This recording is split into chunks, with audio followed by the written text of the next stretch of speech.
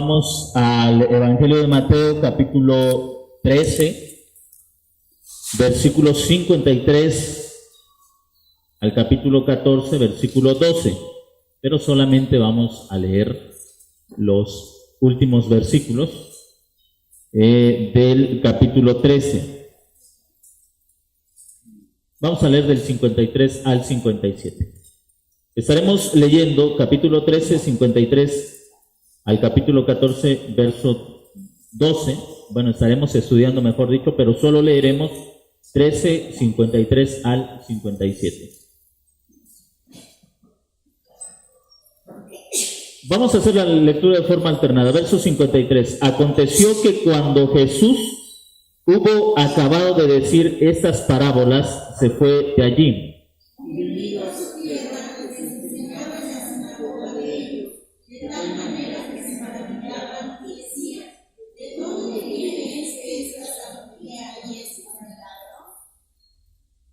¿No es este el hijo del carpintero? ¿No se llama su madre María y sus hermanos Jacobo y José y Simón y Judas?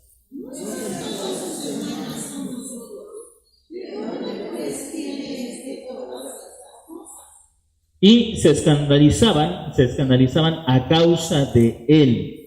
Jesús les dijo: no hay profeta sin honra, sino en su tierra y en su casa.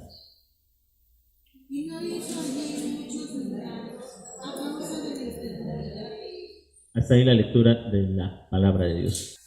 El tema que quiero compartir con ustedes en esta tarde es obstáculos para la fe. Mientras más va avanzando el evangelista en relatarnos la vida de Jesús, nos vamos dando cuenta más de esa polarización que hay entre Jesús y el pueblo, Jesús y los fariseos. Se convierte o se va convirtiendo, haciendo más recalcitrante esa separación, más fuerte, va habiendo mucho más roces mayores a tal grado que en algunos momentos Jesús sufre violencia de parte de los fariseos y de parte de algunos del pueblo, hasta que, como ustedes saben, llega el punto en que Jesús es ya, por el enardecimiento provocado por los fariseos en todo el pueblo, tomado, juzgado sin pruebas, sin testigos confiables y determinado a ser ejecutado en la cruz. Pero gracias a la gran misericordia de Dios y que todo esto estaba ya determinado por la soberanía de Dios, los evangelios no terminan con la muerte de Cristo, terminan con su resurrección y su encomienda a la iglesia, a las demás naciones. Este punto, esto que vamos a ver y que comprende tanto el rechazo de sus conciudadanos, de la gente de donde Jesús creció, donde Jesús vivió, y también en el 14 el rechazo de Herodes, nos deja ver, hermanos, cuál es la actitud del corazón, cuál es la actitud del hombre hacia la fe, hacia el evangelio, hacia el propio Cristo, porque Cristo es el evangelio. El evangelio no es un sistema de doctrinas, el evangelio no es un sistema de teología o de enseñanzas. El evangelio es Cristo. Cristo es el corazón del evangelio, es el mensaje del evangelio, es el contenido del evangelio. Cristo es la predicación, es el querigma, es el anuncio del evangelio. Así que el rechazo de estos dos grupos, del pueblo, de sus conciudadanos, de la gente que lo vio crecer, y el rechazo de Herodes, nos dejan ver con mucha claridad la condición del hombre y la razón por la que el hombre rechaza la fe. Por eso el tema, obstáculos para la fe. ¿Qué es lo que impide que el hombre crea en Cristo? ¿Qué es lo que impide que las personas crean, depositen su confianza, pongan su confianza en el Señor? Lo primero que tenemos es asumir, del verso 53 al verso 58, asumir que se conoce a Jesús. Ahora, Jesús deja a gente que no estuvo tan familiarizada con su vida, y dice el verso 53 que cuando él termina de hablar en un lado, lejos, aunque está en el mismo territorio, pero lejos del lugar de su crecimiento, de su vida, dice que él se va ahí y llega a su misma tierra, a su misma tierra. Esto es importante porque se supone que esta gente tiene un mayor y mejor conocimiento de Jesús de lo que deben tener las demás personas que no formaron parte de su crecimiento. Y aquí dejamos de lado toda la mitología de los libros apócrifos donde se nos habla Jesús en su niñez haciendo milagros y todo eso que no es parte de la Escritura. Lucas nos dice que Jesús tuvo un crecimiento normal como el de cualquier otro niño y joven contemporáneo de esa época. Lucas dice que Jesús creció en gracia, en disciplina, en conocimiento, estuvo sujeto a sus padres. Es decir, Jesús vivió su infancia como se requería que cada niño viviera su infancia. ¿Cómo era eso?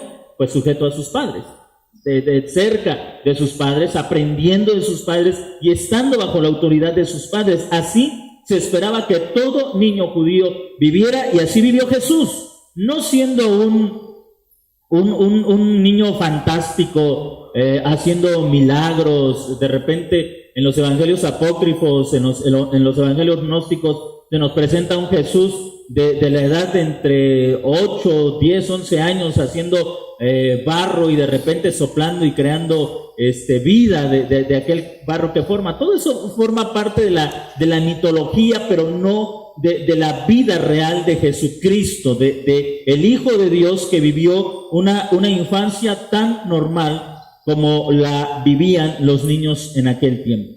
La gente estaba acostumbrada a Jesús.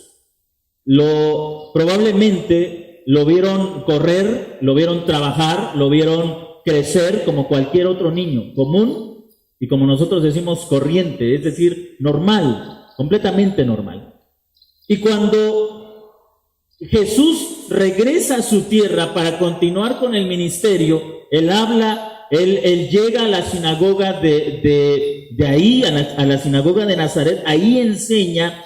Y la gente queda completamente sorprendida. Ahí aparece una palabra, ellos quedan atónitos y se preguntan, ¿de dónde tiene tanta sabiduría y tantos poderes milagrosos? Para ellos es sorprendente porque ellos piensan que conocen perfectamente a Jesús. Lo han visto crecer, lo han visto trabajar. Ahora, ellos saben su origen. ¿Quién es él? Bueno, a manera de pregunta, ellos responden, ¿no es este el hijo del carpintero? Sabemos quién es él. Este no es el hijo de rabinos, no es el hijo de sacerdotes, no es el hijo de reyes. Y entonces la pregunta, si es el hijo de un carpintero, y en otro de los evangelios se dice, y él es carpintero, sabemos quién es él, es el carpintero. Teniendo todo esto en mente como contexto, ellos no se logran explicar cómo es que Jesús tiene tanta sabiduría si no ha sido educado de manera diferente al resto de ellos. Es decir, es un obrero, es un trabajador con educación promedio, sabe lo que todo judío, ese era el pensamiento, debe saber lo que todo judío de esta tierra sabe, y de alguna manera hacen esa distinción entre los maestros, los fariseos, los que están educados, los que han dedicado tiempo al estudio de la ley, a aprender con otros maestros, como en el caso de Pablo, que él mismo da testimonio de su vida. Y a diferencia de Jesús, Pablo es un hombre instruido. Es un hombre que, a diferencia de Jesús, él no es hijo de un carpintero, es hijo, aunque no sabemos quiénes son sus padres, pero es hijo de una persona con un nivel económico mucho mejor que la mayoría de las personas, de manera que él tuvo acceso a maestros que el resto de la gente no podía tener. Pablo se educó entre algunos de sus maestros a los pies del gran Gamaliel, del gran maestro Gamaliel. Pero Jesús no es Pablo. Y Jesús no tuvo, si cabe la palabra, la misma suerte que Pablo. No nació en un hogar de gente acomodada, de gente con una buena posición económica. No pudo ir, en este caso, no a las mejores escuelas, pero no pudo entrenarse con los mejores maestros, no pudo aprender de los mejores maestros. Y esto es un obstáculo para la fe, para que aquella gente que lo está escuchando hablar crea en él. Y ellos se preguntan, ¿de dónde tiene tanta sabiduría? Si no es un hombre educado. ¿De dónde tiene tanta sabiduría? Pero no solamente eso es lo sorprendente, ¿de dónde tiene estos poderes milagrosos. Algunos historiadores dicen que incluso no era raro encontrar a rabinos que fueran capaces de hacer milagros, aunque eso no está claramente demostrado, pero por lo menos había, como hay en nuestros tiempos, personas que presumían tener la capacidad de hacer milagros. Y había rabinos que tenían esa fama, que tenían esa fama de que eran hombres con un gran conocimiento y que Dios respondía a sus oraciones, y se habían creado esa fama de hacer milagros. Y ellos, para ellos no es realmente formidable que Jesús haga milagros, porque les repito, había personas que presumían hacer milagros. Para ellos lo inexplicable es cómo, no siendo un maestro, un fariseo, un hombre preparado, sepa tanto y tenga la capacidad de hacer milagros o de tener estos poderes milagrosos. Ellos dicen, como cuando uno conoce a alguna persona y de repente dices, a mí no me engaña, yo lo conozco, sé quién es su papá o quiénes son sus padres, sé quiénes son sus hermanos. Yo creo que ellos estaban pensando algo muy similar. Sabemos quién es su madre, es María. Conocemos a sus hermanos, Jacobo, José, Simón, y dicho sea de paso, aquí se destruye el dogma de la virginidad perpetua de María. Porque aunque es cierto que, como dicen algunos, el término hermano en la Biblia a veces puede significar un pariente cercano como un primo, en este contexto no hay lugar para pensar que ellos están hablando de los primos, porque el contexto es María y sus hijos, ¿sí? Entonces hay versículos donde se habla de María o de los hermanos de Jesús, y el dogma romano dirá que el texto griego da para pensar que no está hablando de hijos naturales, sino de los primos cercanos. Y sí, a veces esa palabra puede significar gente cercana, pero aquí, mis hermanos, el contexto es determinante. Aquí, por donde le busquen, el contexto es María y sus hijos, los hermanos de Jesús. Es decir, la gente está diciendo, conocemos bien a su papá, a su mamá, a sus hermanos, conocemos bien a su familia. Ellos no están diciendo, conocemos bien a sus primos, no, conocemos bien a Jesús, sabemos quiénes son sus hermanos. En otras palabras, era un argumento en contra de la autoridad, de la sabiduría y de los milagros de Cristo. En otras palabras, ellos estaban diciendo, ninguno de sus hermanos tiene lo que él tiene, así que, ¿de dónde tiene él estas cosas? Lo conocemos perfectamente. No solamente sus hermanos, dice, ¿no están acaso todas sus hermanas delante de nosotros? ¿Saben, hermanos? Creo que estos dos párrafos que estamos leyendo y que vamos a estudiar, nos enseñan que el hombre reacciona a la revelación de Jesús de dos formas diferentes. De una forma reaccionan los que creen tener un conocimiento de Jesús, y creo que eso se relaciona con la iglesia, y de otra forma reaccionan los que tienen un conocimiento pero más alejado, como en el caso de Herodes. Esta gente religiosa, esta gente se ha instruido, tiene un conocimiento que se esperaba que todo judío debería tener de la ley, a diferencia de Herodes, que solo había oído y tenía, sí, algunos conocimientos, pero de oídas. Es diferente. Y creo que esto nos enseña muy bien cómo, hermanos, hay dos tipos de personas. Uno, los que han sido criados en la iglesia y que piensan conocer el evangelio. Y otros, los que no han estado dentro de la iglesia, pero tienen un conocimiento. Por ejemplo, hay gente, mayormente entre el romanismo, que ellos dirán, pues, no somos, como dicen ellos, no somos católicos, vamos de vez en cuando a misa, pero sabemos algo, que Jesús es el hijo de María, que es el Salvador. Ese tipo de conocimiento vago era el conocimiento que Herodes tenía. Por otro lado, estaba el pueblo, la gente que pensaba que lo conocía. Y usted tiene que darse cuenta cómo no es ni el conocimiento ni la falta de conocimiento lo que impide la fe sino la obstinación del corazón. No es el conocimiento, porque si alguien debió haber creído en Cristo, fueron los de su tierra. Si alguien debió haber aceptado a Jesús, fueron los que lo conocieron y ellos lo rechazaron. Así que a veces podemos pensar, hermanos, que la gente rechaza el Evangelio es porque no lo conoce. Bueno, en parte sí, pero muchos lo rechazan a pesar de conocerlo o porque se conforman con su conocimiento. Hermanos, muchas personas, sobre todo los que han sido criados en la iglesia desde que son pequeños, y esto nos debe estimular, hermanos, a buscar desarrollar la fe en nuestros hijos, es que cuando crecemos desde pequeños en la iglesia cristiana, damos por sentado que conocemos a Cristo porque hemos tenido cierta clase de enseñanza, a lo mejor en la escuela dominical o a través de los cantos o en escuelas de vacaciones. Se nos ha instruido algo respecto a Jesús y entonces damos por sentado que conocemos a Jesús porque conocemos algunas historias de Él.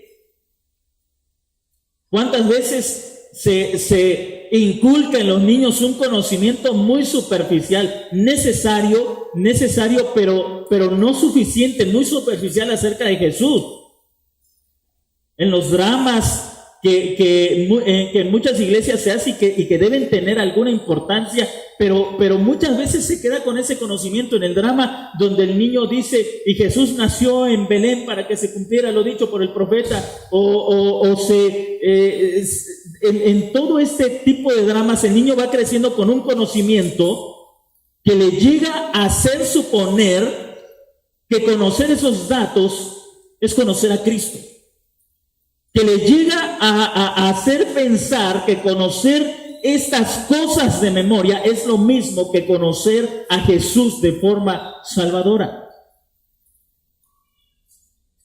Dice en una biografía de Juan Wesley que en una ocasión Juan Wesley visitó a su pastor. Él ya era predicador, ya salía, predicaba en muchos lugares, y en una ocasión, teniendo dudas de su fe, Wesley fue a ver a su pastor y le dijo las dudas que tenía su pastor. Le comenzó a hablar con él y a tratar de aclarar las dudas que el señor Wesley tenía, y entonces Wesley le hizo esta confesión al pastor: yo creo que Jesús es el Salvador del mundo.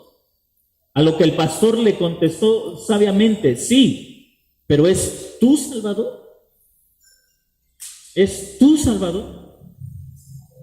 Y a veces nosotros, hermanos, podemos dar respuestas. Yo realmente creo que Jesús es el Señor, sí, pero ¿es tu Señor?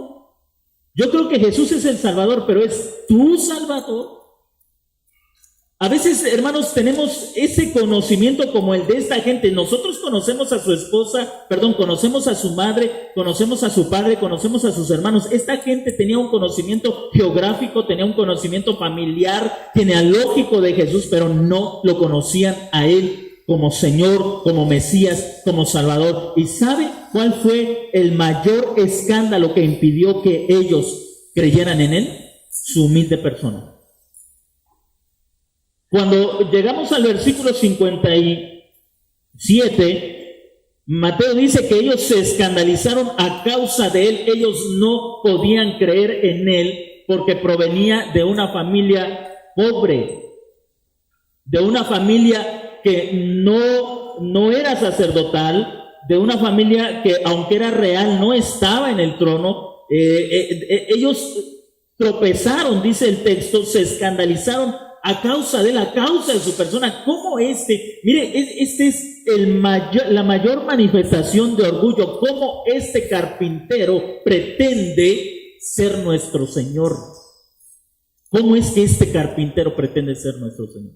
¿Le recuerda eso a algo? A mí me recuerda a Israel en el desierto, en Egipto. Cuando, en el caso de Moisés, cuando él intenta salvar a la mala a uno de sus compatriotas, obtiene una respuesta muy similar. Nosotros sabemos quién eres. Tú te crees un príncipe egipcio. pero nosotros sabemos que tú eres hebreo como nosotros. ¿Quién te crees que eres? Desde luego, Moisés es apenas una débil imagen de lo que era Cristo. Pero ahí hay una analogía clara. Al hombre le cuesta aceptar aquello que menosprecia. Y estos judíos menospreciaban tanto a Jesús que su orgullo era tan grande que ellos no podían soportar la idea de que un carpintero, del cual conocían mucho de su vida, se pretendiera presentar como Salvador y Mesías de ellos. No lo podían soportar. Para muchas personas, hermanos, lo que Pablo llama el gran misterio de la piedad, la debilidad de Cristo, que el Padre usó para avergonzar a lo fuerte, fue el mayor obstáculo para la fe de esta gente. Y hermanos, esto viene a nuestra mente o viene a nuestra experiencia nuevamente, porque vez tras vez el orgullo de ver un evangelio a simple vista tan sencillo, tan simple, llega a ser el obstáculo para la fe de muchas personas. En una ocasión, hablando con un hombre preparado, ingeniero me parece, no recuerdo exactamente su profesión, y después de hablarle brevemente acerca del evangelio, él me dijo con un tono de decepción: ¿me estás diciendo que para que Dios me perdone, tengo que creer en Cristo? Era así como, ¿no se te hace demasiado simple eso? ¿No se te hace demasiado sencillo? ¿No tienes algo más elaborado, algo que sea mucho más grande que decirme que la única forma en que Dios me puede perdonar es que crea yo en Cristo? Y para muchos la sencillez del evangelio llega a ser un obstáculo, tropiezo. Mucha gente está dispuesta, por ejemplo, a creer en la filosofía, está dispuesta a creer en la yoga, en el budismo, en religiones que son más elaboradas, que son asombrosamente increíbles, que te hablan de una sabiduría que tienes que alcanzar, de un entrenamiento. Sí, yo creo que muchos aceptarían con mayor facilidad el hecho de decirles: vete 7 años al Tíbet y encuéntrate con un gran maestro y encontrarás el camino a la salvación, que decirle: Cristo puede perdonar tus pecados. Es asombroso. ¿Cómo ver, hermanos, cómo ver seminarios para la autorrealización se llenan, no importa lo que tengan que pagar? Es asombroso eso, porque el evangelio es demasiado simple, demasiado sencillo, es poca cosa para la mente del hombre. Y esa gente, aunque en otras circunstancias nos deja ver cómo es el corazón humano, esta gente decía: no podemos creer en él, este hombre no nos va a engañar, a este hombre lo conocemos, a este hombre lo conocemos perfectamente, sabemos quién es él y quién es su familia, no nos va a engañar a nosotros. ¿Cuántas veces, hermanos, hijos jóvenes que crecen, señoritas que crecen dentro del evangelio, pueden encontrarse con ese obstáculo? Abren sus Biblias y dicen: esa historia ya me la sé, ya no habrá como un segundo tomo de la Biblia, ya no habrá como alguna otra parte de la Biblia, porque esa historia ya me la sé, ya me la leí, ya está. Pierden el interés porque dan por sentado que conocen perfectamente al hombre de quien se habla en este libro. Pierden completamente el interés. ¿Se da usted cuenta cuántas iglesias han perdido ese interés en Cristo? ¿Qué es lo de hoy? Lo de hoy es, por ejemplo, la autoestima del hombre, ¿no? Hoy las iglesias que crecen van a ser aquellas que hablan al hombre para que el hombre se conozca, para que conozcan al gigante que llevan dentro. Porque hablar de Cristo es algo que, la iglesia ha hablado de ello durante 2000 años y ya es una historia aburrida, pasada de moda. Hay que hablar algo nuevo a la gente. Ese pensamiento es el que lleva a la gente a alejarse de Dios. Ese orgullo, esa expresión orgullosa del hombre de dar por sentado que ya se conoce a Cristo tan perfectamente, es lo que aleja al hombre de Dios. Esas personas estaban en esta posición. Ahora, en el verso 58, Mateo termina el relato con estas palabras: no hizo ahí muchos milagros. Ahora, por causa de la incredulidad de ellos. Ahora, recuerde usted que la incredulidad del hombre jamás ha sido obstáculo para que Dios actúe cuando Él quiere actuar.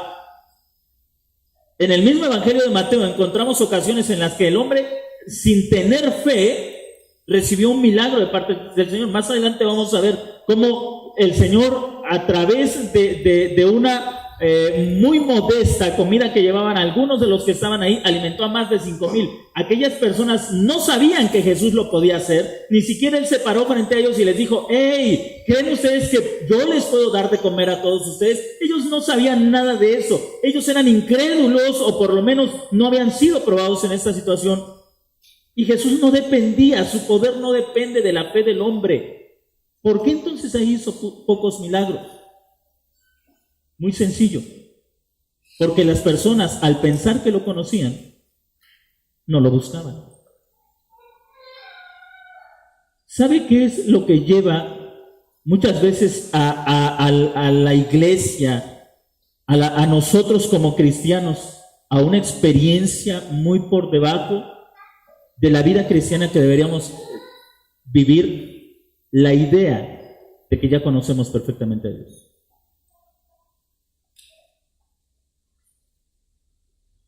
Como escuchaba al pastor Richard Pratt en una conferencia sobre la soberanía de Dios, y hablando acerca de los malos entendidos de la soberanía de Dios, él decía que en una ocasión, siendo joven, visitó a un amigo suyo que estaba en el hospital enfermo, y el pastor Richard Pratt le preguntaba a ese amigo que estaba ahí en el hospital enfermo, le preguntaba: ¿quisieras que oráramos por ti? ¿Quisieras que orara por ti para que el Señor te ayude ahora que estás enfermo? Y aquel muchacho le contestaba: no, gracias, yo creo en la soberanía de Dios, así que si Él quiere que esté sano, voy a estar sano. Y como Richard Pratt lo decía, si mi amigo hubiera entendido bien la soberanía de Dios, habría entendido también la necesidad de la oración. ¿Y cuántas personas con un entendimiento equivocado de Jesús actúan así? Esta gente estaba bien necesitada.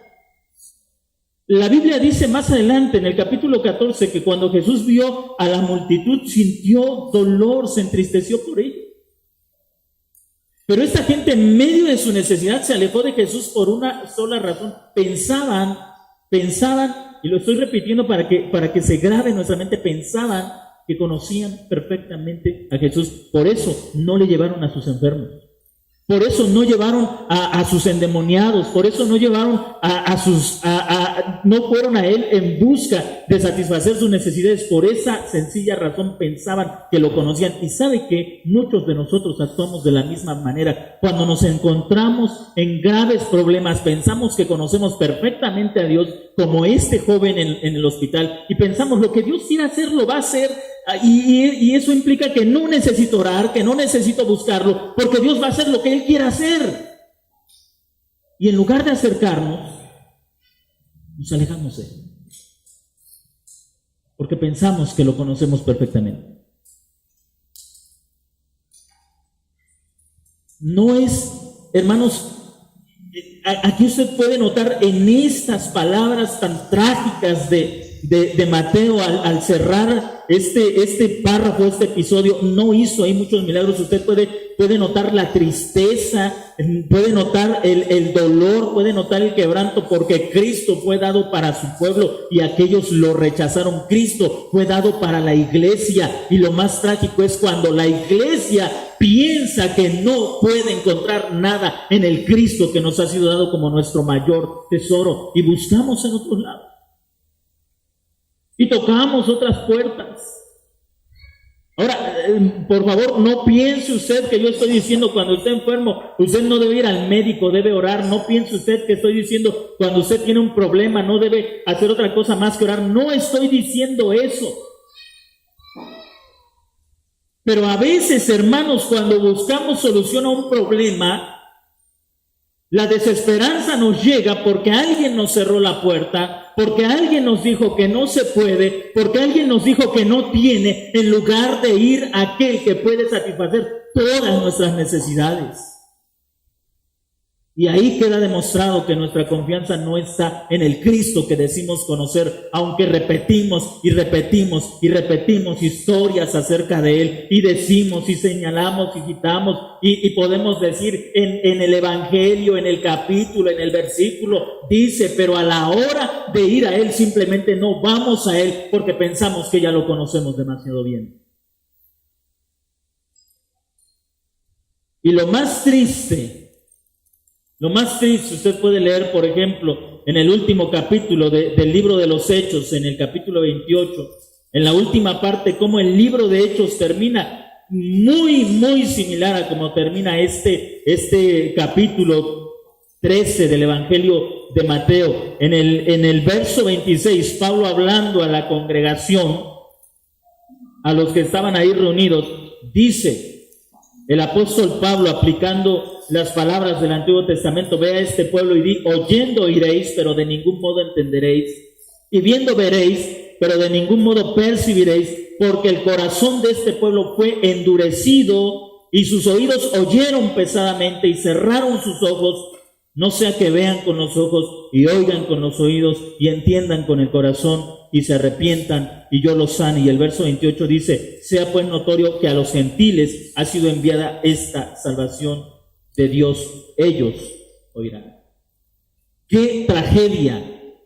¡Qué tragedia! Porque el pueblo que había recibido el más grande tesoro vivió en la miseria. ¡Qué gran tragedia!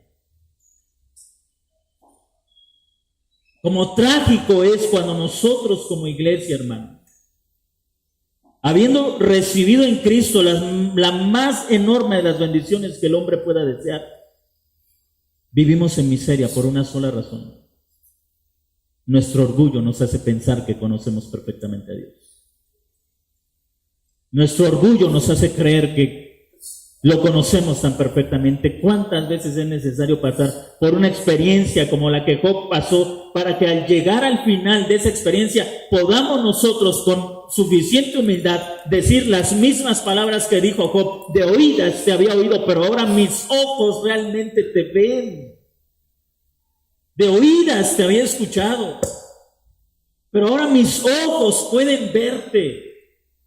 Hermanos, esa es la razón por la que estamos aquí, porque nosotros no queremos saber de Él solo de oídas. No queremos tener oídos pesados que oigan pero no entiendan. No queremos tener una vista ciega que vea pero no logre percibir. Queremos ser como Job lo fue, o como Pablo, o como aquellos receptores de la gracia de Dios, ver más allá de lo que físicamente es perceptible.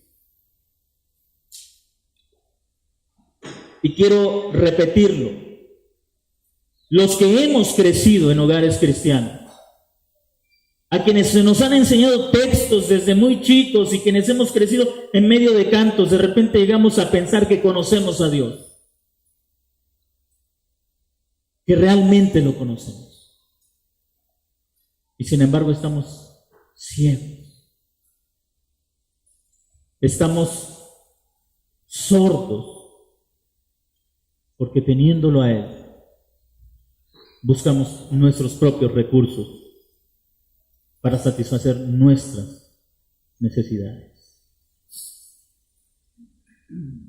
Qué gran tragedia la que vivió el pueblo de Nazaret frente a la más grande expresión de la gracia de Dios: darles un Salvador. En segundo lugar, tenemos el caso de Herodes en el capítulo 14. Evangelio de Mateo, capítulo 14. Y aunque la historia no está conectada cronológicamente, sí temáticamente, cuando el apóstol Mateo, cuando Leví comienza con estas palabras en aquel tiempo, él no intenta sugerir que en el mismo momento, pero sí en aquel tiempo en el que Jesús estaba realizando su ministerio, todas estas cosas sucedieron. Herodes el tetrarca oyó la fama de Jesús y dijo a sus siervos: este es Juan el Bautista. Ahí está. Otra persona que piensa que conoce a Jesús. Este no es un hombre, no es un judío, no ha sido instruido en la ley, no conoce la ley, el antiguo pacto, no ha sido instruido en la ley mosaica, ni en el rabinismo, ni en el fariseísmo, pero él piensa que conoce a Jesús. Se da cuenta que es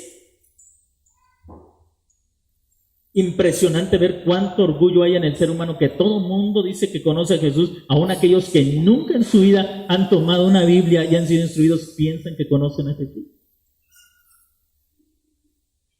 ¿Con cuántas personas, créame, he hablado que a veces hay gente con la que hablo y me dice y me habla acerca de Dios, acerca de Jesús, y a veces me he atrevido a decirles: ¿me puedes citar una parte en la Biblia donde me puedas respaldar todo lo que me estás diciendo acerca de Dios? Y a veces me responden: no, es que la verdad es que yo no leo la Biblia, pero yo sé porque me lo han enseñado. Cuánta presunción, cuánto orgullo, cuánta soberbia hay en el hombre que piensa que conoce a Dios, que conoce a Jesús, aun cuando en su vida han agarrado una Biblia en sus manos, la han tomado. Pero todo mundo cree que lo conoce. Todo mundo piensa que conoce a Jesús. Se frustran, se decepcionan, dicen: yo no entiendo a Dios, ¿por qué hizo esto? ¿Por qué hizo aquello? ¿Por qué me pasó eso? ¿Por qué me pasó lo otro? Se frustran como si lo conocieran.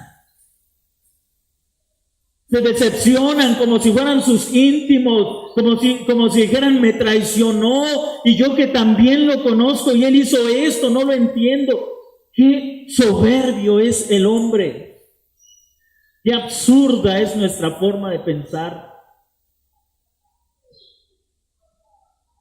Y ahí tiene usted a un incrédulo. Este ya no es uno como nosotros que creció en un ambiente evangélico. Este es un incrédulo que de repente escucha acerca de la fama de Jesús, un hombre que anda por ahí entre las ciudades, entre las comunidades, ha resucitado a muertos, ha sanado enfermos, le ha devuelto la vista a los ciegos, ha levantado a los paralíticos, y él comienza a pensar: seguramente es Juan el Bautista resucitado. Porque tenía un cierto conocimiento. Los fariseos creían en la resurrección, y parte de esa creencia era que al resucitar un hombre adquiría poderes milagrosos que ningún humano mortal podía tener. Así que este Herodes, teniendo un conocimiento de ese fariseísmo de aquel tiempo, llega a la conclusión de que ese Jesús no es otra persona más que Juan el Bautista resucitado. Y resucitado, ¿sabe por qué? Porque él lo había asesinado. Así es. Lo había mandado a decapitar como regalo hacia una jovencita, dicen los historiadores, entre 12 o 14 años, que había ganado su corazón a través de la lujuria, a través de la lascivia. Ahora, Herodes tenía graves problemas con Juan el Bautista, con Juan el Bautista. Porque el Bautista constantemente lo reprendía y le decía: lo que haces no está bien, tener a la esposa de su hermano. Este tipo de pecado, muy practicado en aquella sociedad, en la sociedad romana, aunque como muchas veces resulta ser practicado, pero a veces censurado. La sociedad lo practica, pero en esa doble moralidad lo censura. Herodes estaba harto de constantemente escuchar al Bautista con esa reprensión constante: lo que haces no está bien, lo que haces no está bien. Y él había pensado en matarlo, pero se detenía, dice el texto, porque le tenía temor al pueblo, porque Juan el Bautista era un profeta muy querido en medio del pueblo. Pero llegó un momento, dice en el Evangelio de Mateo, en el que, en el capítulo 14,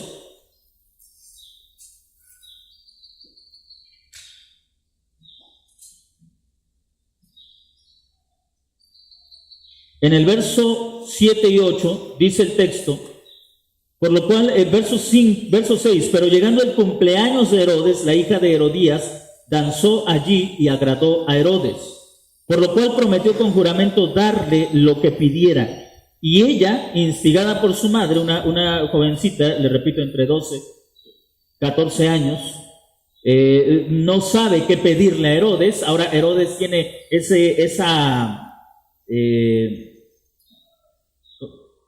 se me olvidó el término psicológico que les dan, es megalomanía, o sea, un sentido de grandeza. Él era un rey títere. Haga de cuenta que era un presidente municipal. Pero él tenía aires de grandeza. Y le dice a esta jovencita: pídeme lo que quieras, estoy dispuesto a darte hasta la mitad de mi reino, como si fuera un César. Pero no, este hombre era rico económicamente, pero en cualquier momento en que Roma le diera la espalda, perdía absolutamente todo. Era un títere, pero se sentía grande. Era orgulloso, era pretencioso. Y luego esta jovencita no sabe qué pedir. En nuestra cultura sería una niña, en nuestra cultura, en la cultura hebrea no tanto, tampoco en la cultura romana. Así que ella va donde está su madre, y su madre le dice: pídele la cabeza de Juan, pídele la cabeza del Bautista. Ahora, el rey se entristece, no tanto porque ame a Juan, porque usted lee versículos antes y Herodes desprecia a Juan. Se entristece porque no sabe qué cosa le va a acarrear eso con el pueblo. Él está pensando en los efectos políticos, en los efectos sociales de esta acción, pero también sabe, por un lado, sabe que si lo hace, puede echarse al pueblo encima, pero si no lo hace, sus más distinguidos amigos que van a pensar acerca de él. ¿No que eres un rey poderoso? ¿No que puedes hacer todo lo que quieres? Así que él termina cediendo a esta petición de esta jovencita. Dice el verso 10, enviando al verdugo, decapitó a Juan en la cárcel, y su cabeza fue llevada en un trinchero, en un plato de plata grande, y dada a la muchacha, y ella va y la entrega a su madre. Y llegando sus discípulos, recogieron el cadáver y lo sepultaron y le informaron a Jesús. La razón, hermanos, por la que Herodes se niega a creer en Jesús tiene que ver con dos aspectos, y en esencia proceden de la misma raíz. Una, se niega a creer en Jesús porque, en primera, él no tiene el conocimiento que debe tener acerca de Jesús, y en segundo, la culpa de Herodes de haber decapitado a Juan el Bautista le provoca un alejamiento de Cristo. Piense usted en esto: ¿cuántas personas se alejan del Evangelio por la culpa que ha producido el pecado en sus propias vidas? ¿Cuántas personas? Ahora, no es que estuviera mal que Juan el Bautista reprendiera a este hombre por el pecado que estaba cometiendo. Pero saben, muchas personas se imaginan que el Evangelio es solamente un reproche a la vida de las personas. Es decir, tiene su lugar. Si una persona no es reprochada por sus pecados, ¿cómo se va a arrepentir? Pero mucha gente se aleja del Evangelio porque tienen esa forma de pensar: sí, yo ya sé que he sido malo y es que ir a la iglesia, o siempre me van a estar diciendo, es que has hecho esto, has hecho aquello. Juan el Bautista le decía que se arrepintiera, es decir, no solamente lo condenaba, le abría una puerta, pero él no quiso aceptarlo. Ahora, cuando Herodes se entera que hay un hombre que anda haciendo milagros y enseñando, él piensa, este es Juan el Bautista resucitado. ¿Y sabe qué le lleva a pensar? Dos cosas. O detenerlo de nuevo, o mantenerlo lejos de él. Detenerlo de nuevo, pues para matarlo de nuevo. ¿Cuántas veces, hermanos, la gente se aleja del Evangelio porque no quiere enfrentar su pecado y arrepentirse? El mayor obstáculo para algunos no será que no puedan creer en Cristo, es que no quieren arrepentirse. Herodes estaba cómodo en su pecado. Herodes se sentía muy cómodo en su estilo de vida. Y Jesús era una amenaza para su estilo de vida. Muchas personas se mantienen lejos del Evangelio porque Jesús amenaza sus estilos de vida. Porque saben que venir a Cristo es renunciar al pecado. Porque saben que venir a Jesús es darle la espalda a todos los vicios, a todos los pecados que se han practicado y que ha dominado la vida del hombre. Alguien decía con mucha razón, me parece que Clemente de Roma, escribiendo a la iglesia, decía, es incongruente decir que se confíen en Cristo y no obedecer. Es incongruente decir que se confía en Cristo y no obedecer. Hermanos, aquí tenemos dos ejemplos de personas que pretendían tener una fe general. Yo lo conozco. El pueblo decía, nosotros sabemos quién es. Herodes decía, sé quién es. Pero ese aparente conocimiento jamás los puso a los pies de Cristo. ¿Cómo puedes saber si realmente has creído en el Señor? ¿El conocimiento que tienes de Él te ha puesto bajo sus pies?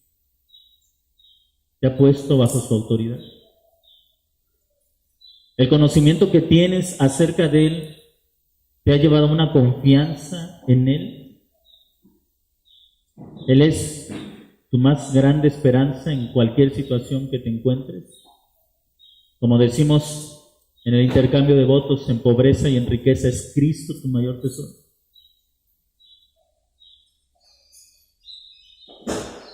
¿O Cristo está bien solamente para los domingos, para Semana Santa, para Navidad? ¿Dónde está tu fe? Hermanos, el Evangelio nos llama a una fe viva, a una fe que se experimenta todos los días. Y la mayor muestra de nuestra confianza en el Señor es cuando, en lugar de hacer lo que hizo Herodes, alejarnos del único que puede perdonar nuestros pecados, nos acercamos a Él, nos arrepentimos y confesamos nuestros pecados. Y dos, en lugar de hacer lo que el pueblo hizo, de alejarse de aquel que no solamente podía perdonar sus pecados, sino cambiar su vida, sus circunstancias, ellos se alejaron de Él. Quizá a veces damos el primer paso, yo sé que tú puedes perdonar mis pecados, y aquí estoy para que me perdones, para que limpies mi vida. Pero cuando nos enfrentamos a las circunstancias de la vida, el último que pasa en nuestra mente es Jesús. Pensamos en todas las personas, fulano me puede ayudar, sultano me puede ayudar, tal o cual persona me puede ayudar, y el último que viene a nuestra mente es Cristo. Es incongruente decir que creemos en Él si no confiamos en Él. Así que en esta tarde yo quisiera que usted meditara en su corazón. ¿Hay algo que le impide realmente a creer en Cristo? ¿Hay algún obstáculo para su fe? no me responda, yo creo en Él. Yo sé quién es Él. A mí me lo enseñaron desde que era niño. No, usted sabe que esa no es la respuesta. La respuesta es, ¿dónde está usted yendo cuando necesita de alguien? ¿A quién está usted obedeciendo? Esa es la respuesta. No los textos que usted y yo podamos citar, no los versículos que conozcamos de memoria, sino a dónde está usted yendo, en quién está usted confiando y a quién está usted obedeciendo. Esas son las evidencias de creer realmente en el Señor.